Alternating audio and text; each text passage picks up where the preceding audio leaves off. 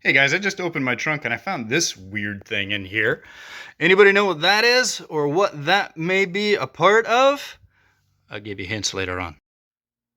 Hello and welcome to my garage. Today we're going to be diving into a project to diagnose and repair the power seat in the passenger side of my car. Now, about a year and a half ago, I installed some sport seats out of an E46 M3 because they're fantastic seats. They're power seats, they're also heated seats, and the stock seats in my E36 were pretty terrible and falling apart and uncomfortable to ride in. So I did that, like I said, about a year and a half ago. And then recently, the passenger seat power motor stopped working. There's no forward and reverse, there's no lean, there's nothing works. So we're going to take a look today and find out if it's an issue with the motors or if it's just an electrical connection, which I think it probably is because of the way I installed it. The other thing that we can do is, in the process of removing the seats, I can show you what modifications are needed in order to install an E46 seat into an E36. It's really very straightforward. Minor modification is needed, and we'll go from there. So I hope you enjoy. Okay, here's Roger, and if you look through the window, you can see that the passenger seat is fully reclined, and unless you're taking a nap, not the most comfortable position to sit in. So we're going to take a look here. We're going to take the seat out, and we're going to find out what's causing that. Okay, like I suspected, the failure was due to bad crimp terminals on my part.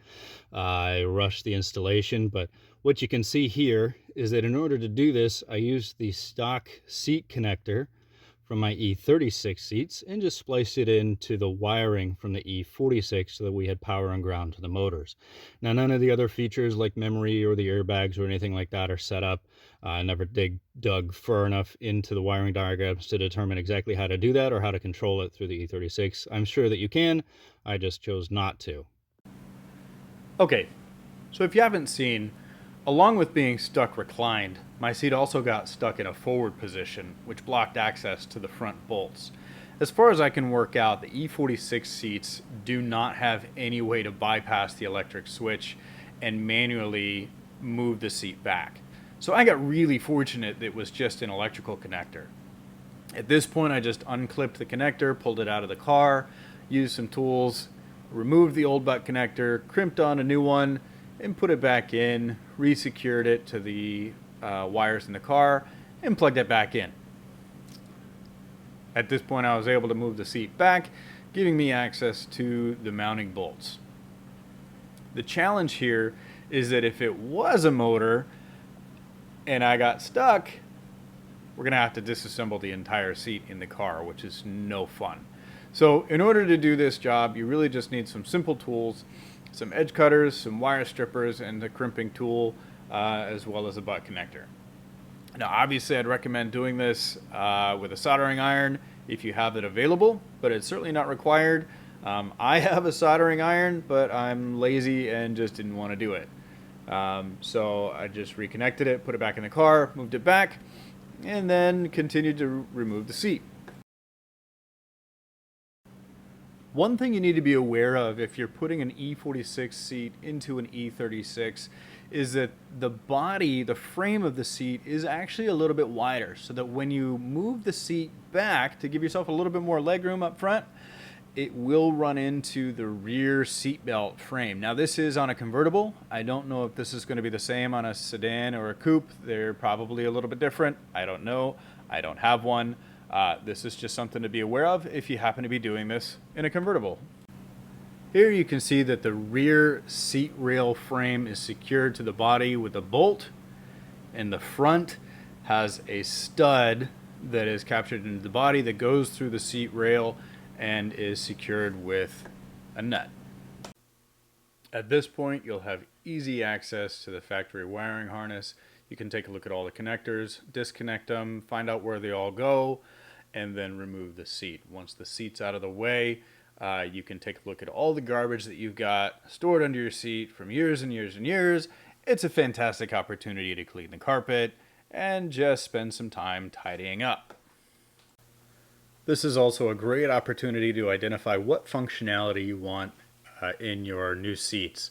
If your E36 came from the factory with heated seats, you can take that connector and you can connect it to the E46 seat so that you can have heated seats. In my case, my car did not come with heated seats. It's something I'd like to add later on down the road.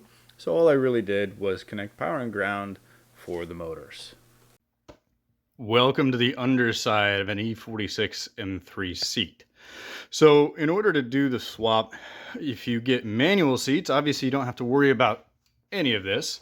But I got power seats because I wanted to keep power seats. And to set it up, there's really only one connector you need, and that's going to be the power and the ground for all of the motors. 1, 2, 3, 4 different motors there to control all of the adjustments. And that connector is this one right here. Now what you can see is I cut off the original E46 connector and I just got a couple butt splices and I attached the E36 seat connector. It's just power and ground. It's really, really simple. As far as the rest of the connectors, I didn't bother with any of them. All I really cared about was seat adjustability. But if you go through these, this one right here is a little, 3-wire connector. If you follow that down, that goes to the occupancy sensor to deal with ABS. I'm sorry, not ABS, the airbag system. And then this one, power and ground, is actually divided into 2 different circuits at the back side of the plug here. This should be your seat heaters, one for lumbar and one for in the seat. And then these connectors down here are going to be for things like, I believe, the memory function on the seat adjustment, as well as the pyrotechnics. In the event of an accident, it's the seatbelt retractor to keep you in your seat there. I do not have any of those set up at the moment because I just wanted the seat to move. Now, as far as modifying the seat frame to fit into the E36, like I said, is pretty straightforward. It just involves wallering out some holes. So in your seat rail, I know it looks a little bit ugly, but you take a file to it or a grinder, or however you want to do it, and it's just a little bit of trial and error until you get it to line up, and you can secure the seat rail into the, sorry, that's a little dark, into the factory mounting location of your E36. The hardware has a substantial flange surface, so clamping force is just fine. And then you just put the seat in. There's 2 bolts and 2 nuts, tighten it down, and you're good to go. Just a couple quick notes on installing the seat into your E36. Obviously, I would recommend, if you have a soldering iron, solder that connector on there just to make sure that it's a better connection than the butt connectors that I've got. And then when you put the seat back into the car, make sure you zip tie or reattach the harness somewhere up and out of the way so that it doesn't get snagged on anything in the process of moving the seat around. Other than that, you're all set and ready to go and enjoy your M3 seats, E46 M3 seats in your E36. I know I have.